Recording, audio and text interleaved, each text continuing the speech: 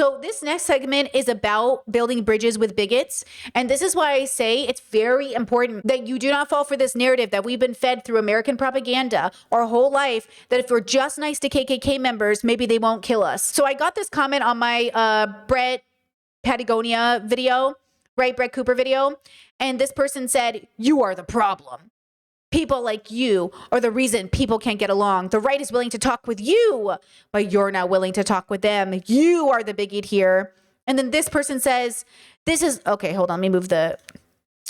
about collaborating with bigots. It's about finding common ground and finding the sense of humanity in someone you would consider your enemy. A bigoted person being made to interact with someone they are bigoted to is the first step of opening their mind and changing their attitude. Look at Daryl Davies, for example. His meetup with KKK leaders and getting them to socialize with people of different races and simply talking about different topics relating to their interests as well as race led to hundreds of KKK members leaving and opening their minds, no longer being racist and bigoted. Not everybody can do what Daryl did. It takes a lot of courage and strength to speak to your oppressor face to face. I hope this interaction changes, Brett. I hope she opens up her mind and drops her bigotry. And I hope she learns to stop being a grifter and be more nuanced on her channel and be more respectful to those who stand opposite side of her. United by Nature is a very promising channel, and the idea behind it is amazing. That's the channel they did their collab on. There was a time where protecting the environment was common sense. Oh, that is fucking not true. This is literally so fucking not true. Name one fucking time in fucking American history that was ever fucking true. That was never fucking true. That was never fucking true. So what I'm saying, do you guys not grow up watching political documentaries? That is not true. When was it ever fucking common sense? When was the environment not always made fun of by Republicans? Did the White House deliberately fuck people over when it came to solar panels and environmental like green policy? Don't play stupid with me. It was a shared value and something that all Americans are united by. But now, in this toxic and divisive and tribalistic political climate, thanks to social media, it's become politically divisive topic, which is wrong. What I love the most about Brett and Patty's videos that they shared a common connection with nature, but in different ways. And Brett is actually a lot more willing to criticize capitalism. This channel is already starting to prove itself. Brett Cooper said, "I love capitalism that works, not capitalism that's for corporations." And also shout out to Amazon. She didn't criticize capitalism at all. She didn't criticize capitalism, not one bit. Okay, so this is what I'm saying. This romanticization of building bridges with bigots. I used to believe in this. We also used to be taught not only should we build bridges with bigots about being gay or black or trans, we were told to do it with people we dated. This all is connected, girlies, to the fact that people are told to do this when we're dating people. Oh, you're just judging him so quickly. He grew up with a rough childhood. You should be kinder to him. Understand where he's coming from. You know, if you're a good woman, it will change him. Okay. Please, right? Now, this is Daryl Davies, because I want you to hear from him. This man is romanticized beyond unnecessary. Yes, a couple hundred KKK people left. But this is not the story you want to send to your children. I mean, we're running into stories where black kids are hanging out with white kids who are not even, quote, KKK, and they're dying. Okay? Black women are hanging out with white friends and they're dying singularly. So let alone telling your black children, your brown children, your gay children, your trans children, put yourself deliberately in harm's way in hopes to be that person. And I think Gideon tried to do that stuff. And a lot of like black in real life streamers try to do that stuff. It's good views. It makes white people feel comfortable, but it always comes at the expense of black people, trans people, gay people. Don't do this, guys. Don't do this to yourselves, you know? But here we are. So here's a little video. Those who will not look beyond the picture of me shaking hands with a Klansman in a robe and hood. And of course, they'll have that visceral reaction like, what the hell is going on here? It is something we never see. A black man attending KKK rallies where crosses are burning and racist views are being spewed. Some of their beliefs are that African Americans, black people, are born with smaller brains, that we are inherently lazy, we are inherently prone to crime, raping people, especially white women. Despite that offensive ideology, Daryl Davis has spent decades befriending members of the Ku Klux Klan. How do you talk to someone when someone's calling you the N-word? Because you take the higher road. You know who you are. There is one question Daryl has repeatedly asked members of the Klan. How can you hate me when you don't even know me? They've never had... Whoa! Oh my God! Whoa! Like, no offense. Respectfully. You know, that's the shit you hear when you're in middle school and you're like, deep, bro. My new Instagram quote. You know what I mean? Like, be so serious. Like, the world is in such a dangerous place right now, and you're sitting here, like, feeding this to children, feeding this to adults. Like, I'm just gonna ask a Nazi, man. Why do you hate me, bro? You don't even know me, bro. It's like, please. An answer that they can come up with that justifies how they can hate me. His conversations with Klansmen resulted in something Daryl never expected. I would find things in common. And as I began to build on those. Okay, you're gonna feel I'm so stupid, but are you ready for this? I used to. You guys were there for it. I'll embarrass myself. You guys were there for it. You saw the last time I tried to buy into this belief system, and it was with Destiny and Sneeko and ABBA. That was the last time when I was in that debate bubble.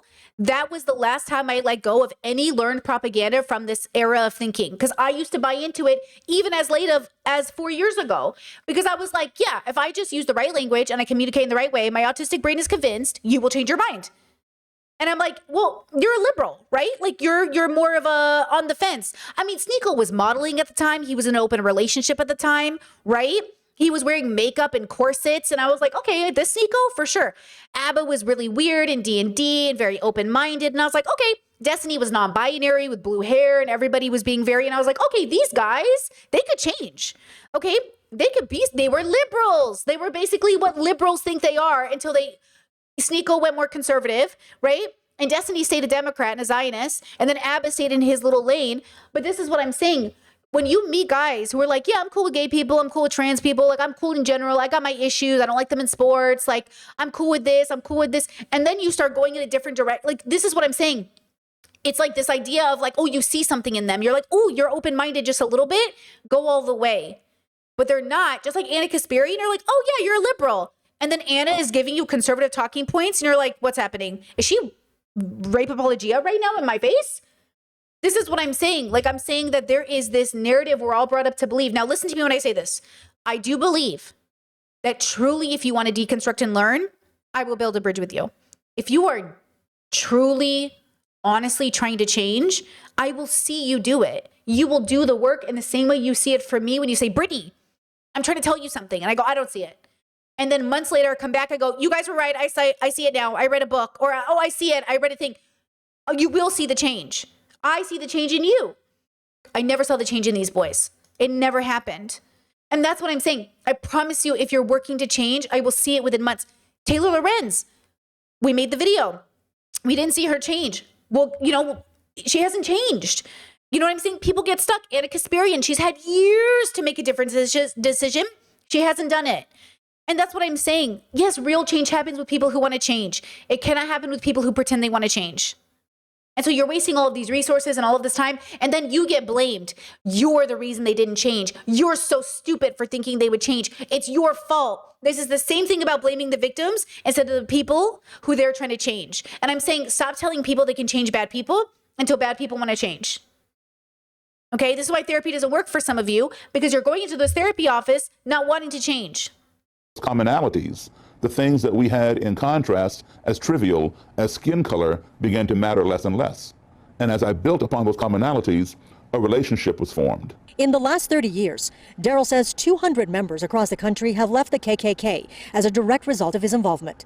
He was very vicious, very violent, and very racist. But at the very end, he said that he respected me. Many of those who've left have given. This is the thing. So this goes back to the commenter who's like, the right wants to talk to you. People will say that. Oh, Brittany, I really respect you, though. No, you don't, because you vote against my rights. You vote against who I am. You don't stand up for me. Like, so what? You say you respect me. You know what I mean? Like, so? And? What does that mean? Daryl their robes and hoods. He keeps them in his home. It's a journey that is documented in the film Accidental Courtesy. I consider Frank to be my friend. I consider Daryl to be my friend as well. What do you think about the current tension in America? The culture of racism existed long before Donald Trump, long before President Obama, of course, long before Bush or Clinton or whoever. We, American citizens, are to blame for fostering that culture of racism. Talking about race in this country has been taboo for a very long time. People don't want to talk about it. Daryl believes the only way to end racism is to confront it head on. Progress is made when you give somebody a platform where they can express their views, even if you don't agree with them. It's not. We've done it time and time again. It actually doesn't work. Because otherwise, like, all these people would be changing. 200 Klansmen in the span of a lifetime is amazing individually, but it doesn't do anything systematically. So, like, I hear you, but what you're arguing is give them a platform to spread their hate and ideology, which is why it's so rampant right now, because they all have platforms. Like, I hear what you're saying community-wise. I don't get what you're saying work-wise. Like, you know what I'm saying? Like, yeah, do this in your personal life, but why are you giving them a platform on the internet? Why am I giving them a microphone in public? When two enemies are talking, they're not fighting. They're talking. It's when the talk. Yes, but we have to keep, okay, but then when you separate and you go your separate way, now we're attacking. That's the point. Brett Cooper talking to Patagonia. So face to face, they're going to get along. And then when they separate, that's what I'm saying. Talking ceases, that the ground becomes fertile for violence. Gina Silva. Yeah, because eventually you got to go to your own houses, bro. Here's a longer interview. Or video. Hopefully you don't get copyrighted. Oh, hold on. Am I here? Wait, pausing. Wait, it looks like OBS took a moment. Let's take a deep breath. Let's prepare to transition into this next video, assuming I am coming back. Assuming I have not completely just dropped off the face of the earth, which might actually be the case. It looks like I have been terminated. Am I terminated? Oh, damn. Did I just lose full internet, bro?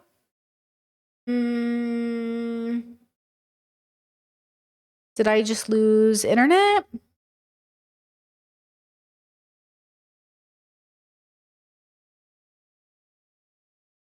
Nope, I'm back. Hold on. Pausing. All right. I think I'm here again. Back? Okay, I'm back. Great. Okay, good. Right at the start of the video. Perfect. Okay, let's go back. Let's watch this video. Hopefully it's good.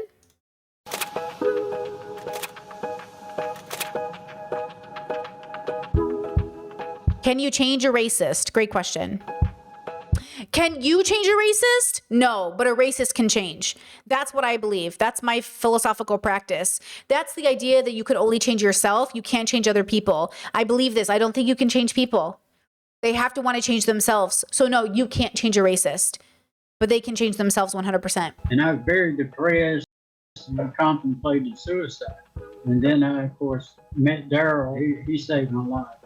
That's Scott Shepard. He was a leader in the Ku Klux Klan in Mississippi. And this is Jeff Scoop, who was the head of what was, at the time, the country's largest neo-Nazi organization. I should have explained a little more about Daryl. One of the things he does is he reaches out and he de-radicalizes people. So he has personally, by himself, de-radicalized about 200 Klansmen. This is Daryl Davis. He's the man they're talking about. Daryl became obsessed with understanding racism after he was targeted as a kid for being black. He had a major question he needed answered. How can you hate me when you don't even know me? Okay, pause. Very deep, my bro. Chet said when two enemies are talking, they're not fighting, they're talking. Okay, that's a Daryl quote. Is not truly embodying the language can be a form of violence. Absolutely. This is what I'm saying. Like, language is a form of violence. It can be absolutely used as a form of violence. And sitting across from someone that you have to justify your existence to, for simply existing in your body, having a different skin color, is not a dignified conversation. There's nothing dignified about that. He's been trying to answer that question ever since. He went to the people he knew hated him the most, members of the Ku Klux Klan, white nationalists, and neo-Nazis. I had never gone in with the intention of changing anybody or even becoming their friend. You and I have both heard a tiger doesn't change his stripes, a leopard doesn't change his spots. So why would I think that a Klansman would change his robe and hood?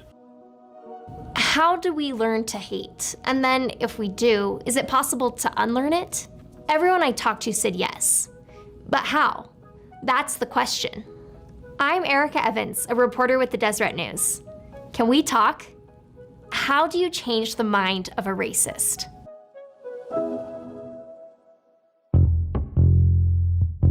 We learned a few things from the way Daryl talks to people with racist views.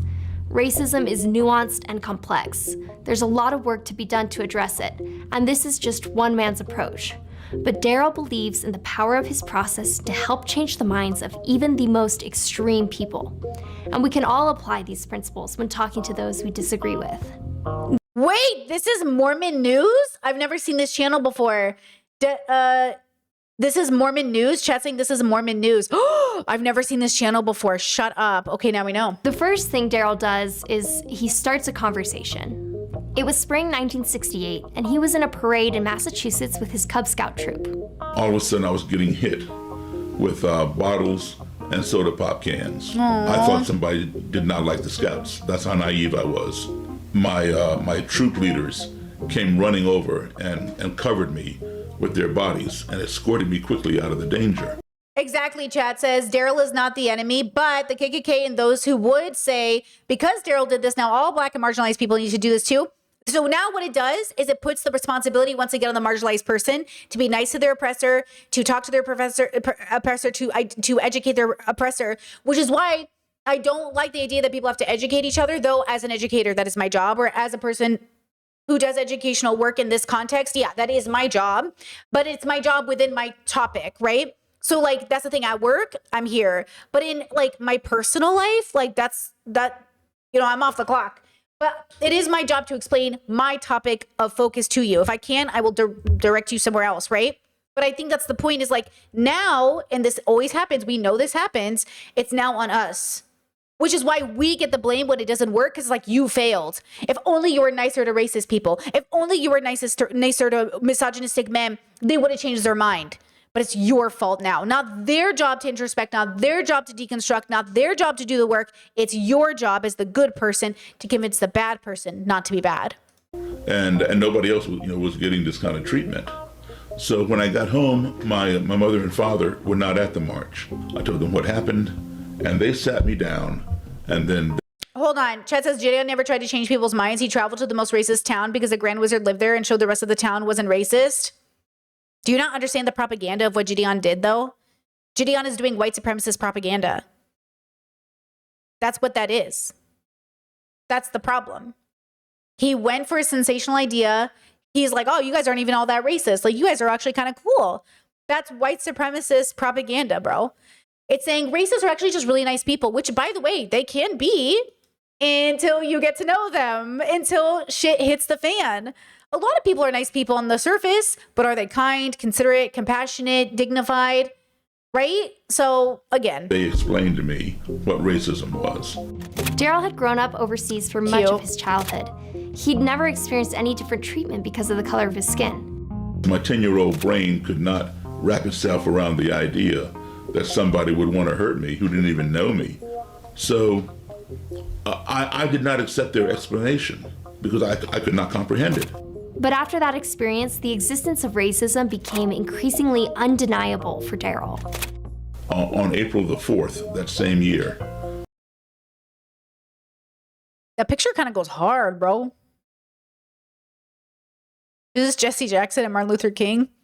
Martin Luther King was assassinated. Oh. And every major city in this country burned to the ground, all in the name of this new word that I had learned, racism. Daryl grew up to become a talented musician and played all over the world with other artists like Chuck Berry. All the while, he was trying to understand kind of cool though. Why racism existed. All kinds of people came to Daryl's shows, including members of the KKK. The fuck? White racists love black music. Everybody knows that. Everybody knows that white racists love black music. Everybody knows that. Helped Daryl to communicate with these people, and he got an idea.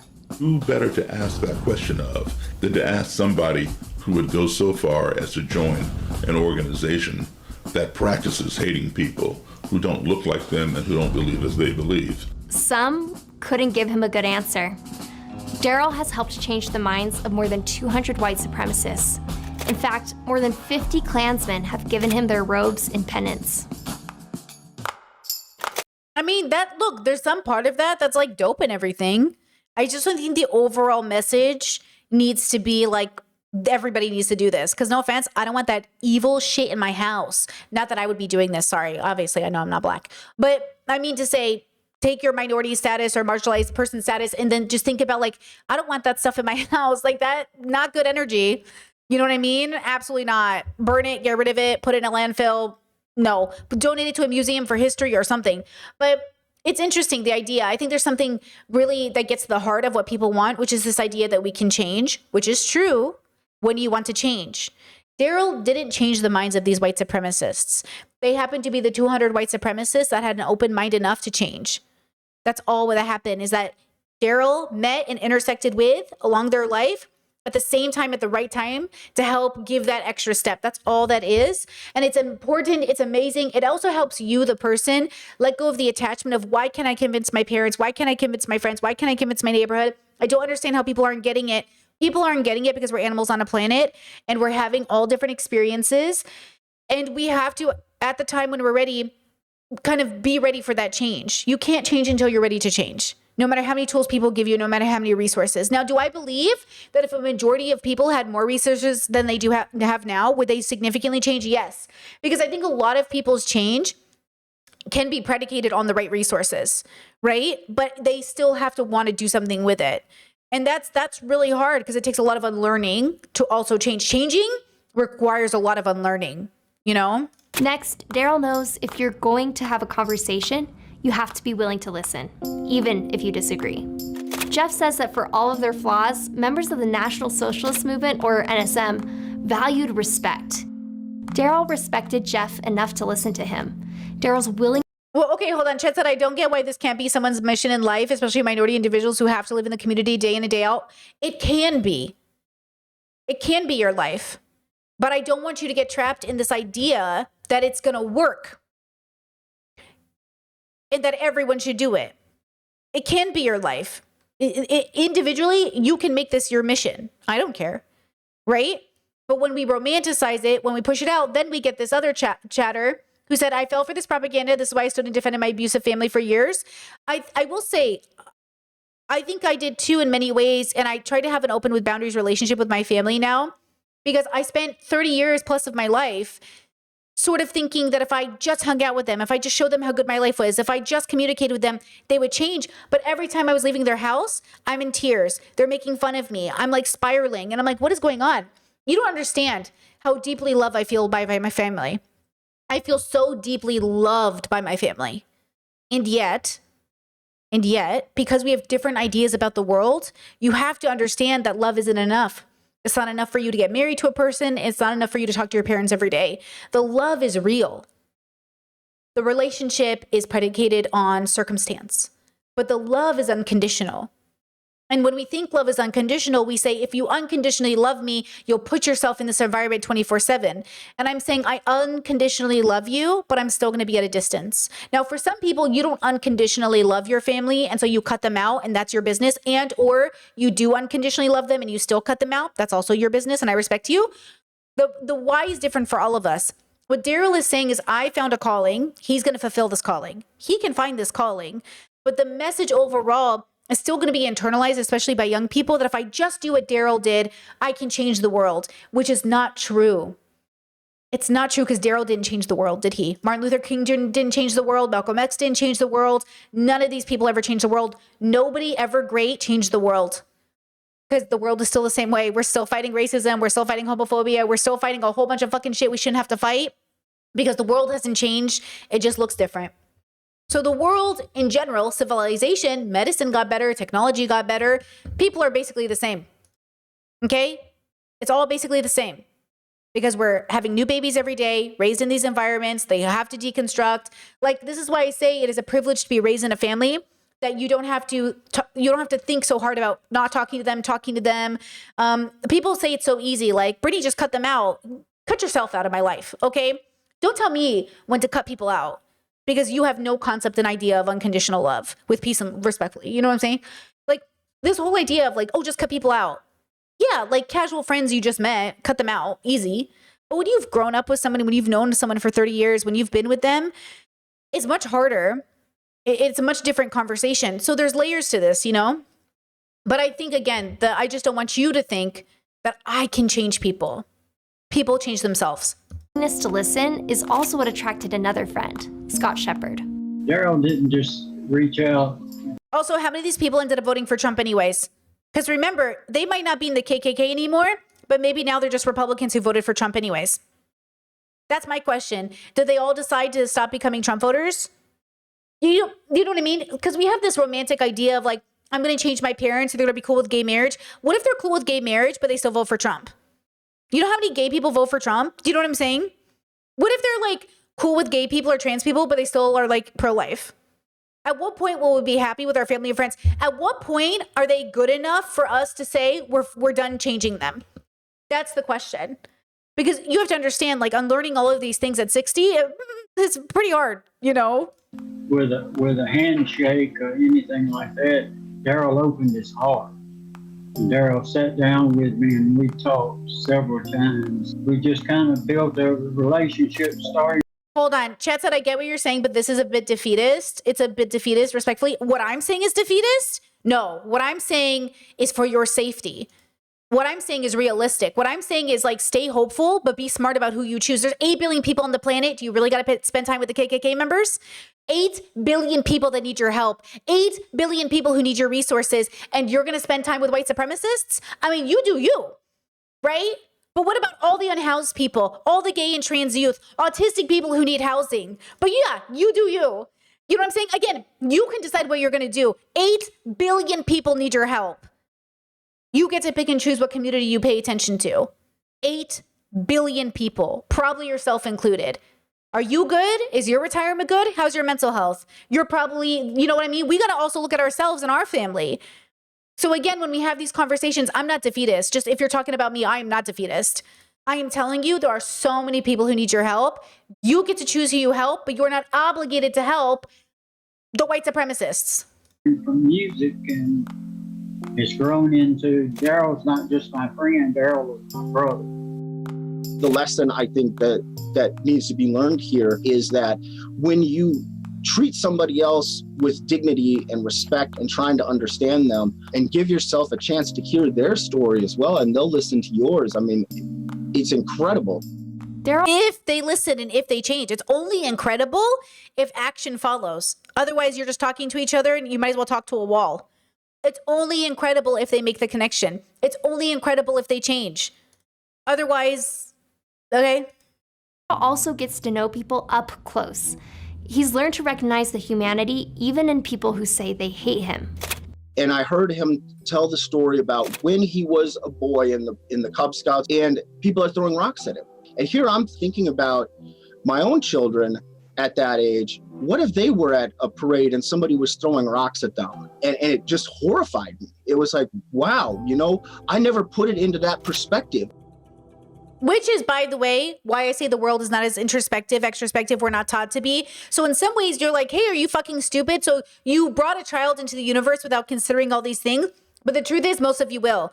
99% of the people on this on this planet are absolutely not deeply thinking. They can't be, because the world would look different if it was.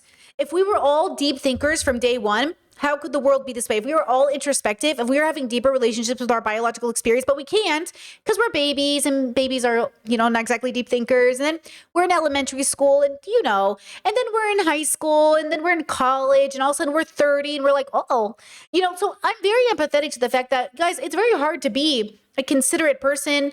You've seen me in public go through my own journey. Like, I'm still on that journey. Like, I'm not saying you have to be perfect. I'm saying pick and choose your battles with wisdom to the best of your ability. Meditate on it first.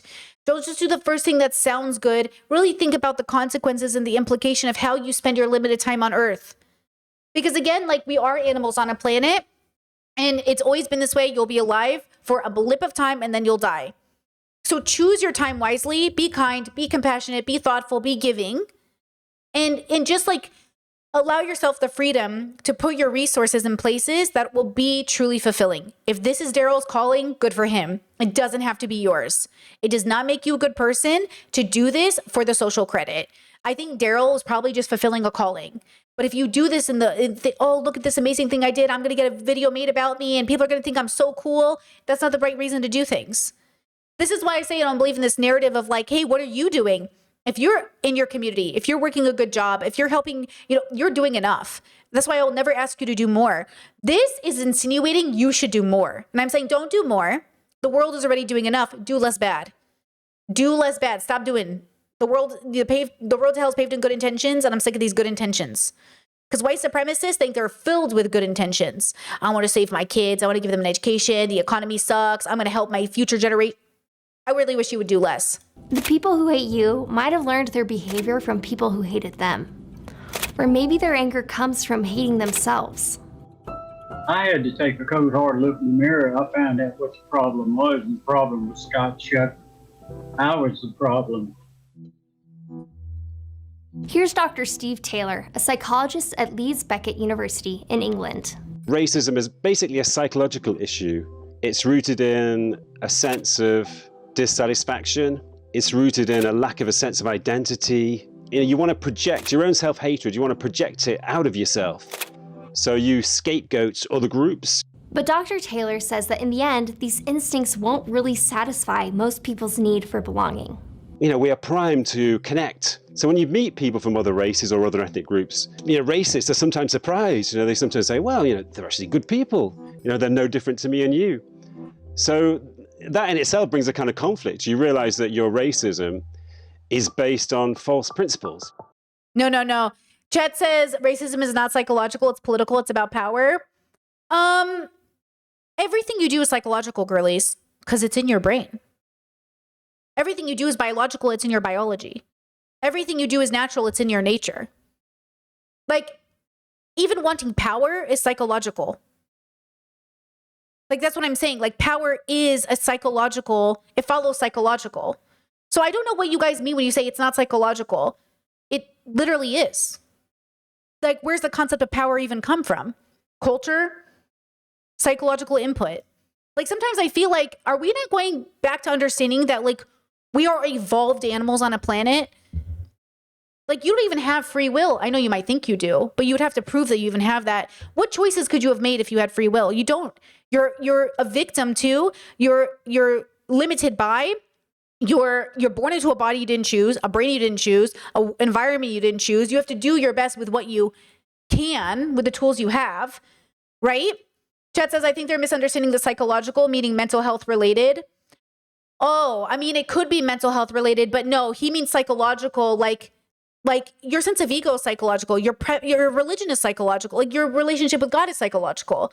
Mental illness doesn't mean you don't have control. It's the way you put together logic. It's like, I think there's like a confusion happening here. But he's not saying that he's saying it's in their head, but everything is in our head. You know what I mean? Like, the way you think about everything is literally, that's why I say you can't have an idea outside of your own head. Because everything you understand about the world is in your brain. It's in your head. That's why it's interesting to exist on a planet. When you look at other people, all you have is this filter. You can't, that's why I'm saying there is no objective reality in a sense, because how would you have access to it if it all gets filtered through this brain? You know what I mean? Yeah, Chet said the way you perceive the world is psychological. Exactly. And finally, Daryl knows it's important to be patient. Change doesn't happen overnight. Many people he met took years to turn away from their racist beliefs. Jeff started having doubts about his beliefs a few years before he actually left the neo-Nazi movement and started speaking out against them. To reach the people that are there, listening is huge. That, for me, was the first seed that was planted. And even after Scott left the Klan, it took a lot of courage for him not to go back. He struggled with how to transition to life. Okay, I don't know why I just lost, YouTube has been like freaking out the last few days. Like, the technology has been bad. The app has been frozen. I feel like her video just downgraded so significantly. Let me pause for a second. Because chat says, hold on, chat, let me get you. You said that I think that definition leaves too much out, like racism is systematic. Okay, this is the problem. This is what I want to talk about. Okay, this is the work that I do. If you're new to my audience, okay, I do philosophy because I think it's the foundational starting point to everything that comes after it. Okay, which is like politics, culture, religion. Philosophy attempts to answer why questions. Okay. Systems come out of animals on a planet, us, that form frameworks based off of limited access to information, some human beings who have better information, and people with intentions. And so what you have is like my Discord and I were discussing the Heritage Foundation guy. He like went to school for African studies. He's like playing 4D chess. Yeah, about how to like oppress minorities. He's learning about Black people to oppress Black people. He's like going and getting a degree or studying in Black African studies to know what to do. And when you think about that, that's psychological warfare. That is psychological. He is learning so he can oppress. That's what's so interesting about people. That is still a psychological experience. He is seeking power, so he went to go study, and then he's going to go destroy. And when you think about it from that perspective, yes, some people will choose to do this. With their limited time on earth, that's his decision because, like you said, he's seeking power. And then the system is run by these people who are seeking power. This is why I say you are suspicious if you get into politics, because politics is about getting power. So even when good people say we need power, because that's what we need, that's like what you're doing though. You're seeking power. And that's why I think it's interesting how ultimately, as long as we have this hierarchy of power seeking, we will never liberate ourselves from this thing. Yes, catch-22. It is a catch-22, right? We need political power to liberate ourselves, but if we seek power, now we're just the power seekers. This is why I say, this is the biggest realization I had, that nothing I was going to do was going to change the world, because the world can't change. The world is exactly how it's supposed to be. It's like changing the nature of a tree, changing the nature of the winds, changing the nature of a volcano. You act like you have power over it, but if you did, you would stand still right in this moment and discontinue all of the foolery that we have been doing. Stop right now, everybody. But you won't. You're afraid. If I don't go to work, I don't pay my bills, and nobody's going to come and save me. I know. I have to do this because that's how the world is. We have to do it this way because that's how everything else, I know. So, and you're afraid because you can't do it alone. And you're reasonable to be afraid because you certainly would be alone. You would be alone if you did that. So don't do it. Go to work, pay your bills, figure out your retirement, help your family. Because you're right, no one's coming to save you. But nobody was ever going to come save you. And every time you bring a baby into the world, you're bringing it into that world. And too many people are bringing babies into the world that know exactly what world they're bringing babies into. Racist, homophobic, transphobic, horrible economy, possibly World War III. And yet you sit there and you go, why is the world the same way? Because you're doing the same thing everybody else did before you. Nothing you are doing in your life is significantly different. And nothing I'm doing in my life is significantly different. And that's how it goes forever and always. And I'm saying all of us are just animals on a planet. That's my belief. You don't have to agree. But if the world was going to be different, you think we would have done it by now. But here we are having the same discussions for at least as long as I've been alive and longer. Who's in what shows? Who's on our screens? What's the culture war? You know, what is this? Do we have the right to genocide this population? Who should get tortured? Who should get killed? Who should have rights? Thank you, Sububafus, for the super chat. Says, what's even darker is for him to learn all of the pain that was caused and still not feel remorse in his effort to enact his goal. Very Fire Lord, very Fire Nation, honestly. Very Zhao in the library scene where he figures out more ways to destroy other nations. Very Fire Nation, let me tell you. Okay? So when we have these conversations philosophically, a big part of what I'm hoping to give you is a version of radical acceptance that allows you to understand how the world is and then to turn around and try to be a good person anyways, or to be less bad. Like I said, my goal is to try to die a good person, but who knows if it will happen. Versus we live in a world where everybody just takes for granted and goes, of course I'm a good person. Yeah, like in the sense that there's only good dogs and no bad dogs. But even good and bad, yes, are moral judgments, but they're meant to communicate something. They're meant to communicate an idea, you know? So again, like, have compassion for yourself and then recognize why the world is the way that it is because humans are going to human. And that's what it is. You know? Okay, let's finish out this video. Though here, I did it. Okay, let's finish out this video. Outside the group. Right before he reached out to Daryl, Scott got very sick and was hospitalized. He said it was one of the lowest points in his life. He realized he was wrong. Hate will eat you alive. It will eat you alive. But when I finally did meet with him in person, it was as though I'd known this guy, for almost my whole life, and we've become brothers. But can people like Scott and Jeff really change? There are people who will go to their grave being hateful and violent and racist. There's absolutely no change in them whatsoever. But many of the people that I've sat down with have those same feelings. There is the opportunity to plant a seed, and it requires a lot of water, a lot of nurturing that seed to make it grow. Now Scott and Daryl give speeches together. Daryl introduced Scott to Bernice King, the daughter of Dr. Martin Luther King Jr. He is a force for good. He is the definition of what he calls himself, the reformed racist. And I'm proud to call Scott Shepard my brother. Daryl, he saved my life. Daryl sees what's happening in the country today, and he realizes, Philando, I think we just passed his anniversary too of his death. there's a lot to do, but he's optimistic that change can happen. People today are still very racist. Not everybody. It's getting better. As I told you before, the page is turning, but we're not to the end of the book. We're not even. It's weird. He'll say things like, not everyone's racist, but like a majority of people are racist, right? Like, you know what I mean? Like, is he saying that only a few people are racist? Or is he saying that like the world as a globe is racist? Like everyone on the planet is engaging. Like there's no place on the planet that's safe from racism. You know what I mean? So it feels like the story is almost like there's only the KKK are racist, you know? To the end of the chapter yet, but at least we're getting there. If the question is, can you change the mind of a racist? Daryl would say the answer is yes, if we can help them remember that they are human first.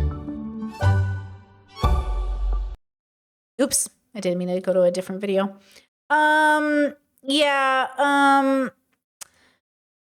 Again, I think there's like this idea of like, if I just do the work, they'll do the work. And I think again, I will give you the tools, whether or not you use the tools, none of my business, you know?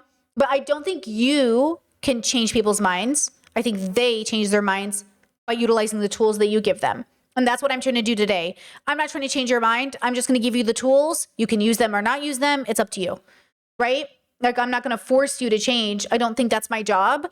I used to think it was my job. I was trained to think it was my job, that it was my job to change people, my job to care for people, my job to go the extra mile in doing all this work and meeting people where they were and understanding their childhood and doing all these things. But I don't need to do any of that before I give you tools. I can give you tools without knowing anything about you. Because the tools, I'm giving you, they're either going to work for you or they're not. I don't need to know anything about you. You can watch a video of mine. Here's something I say and say, oh, that doesn't help me. Throw it away.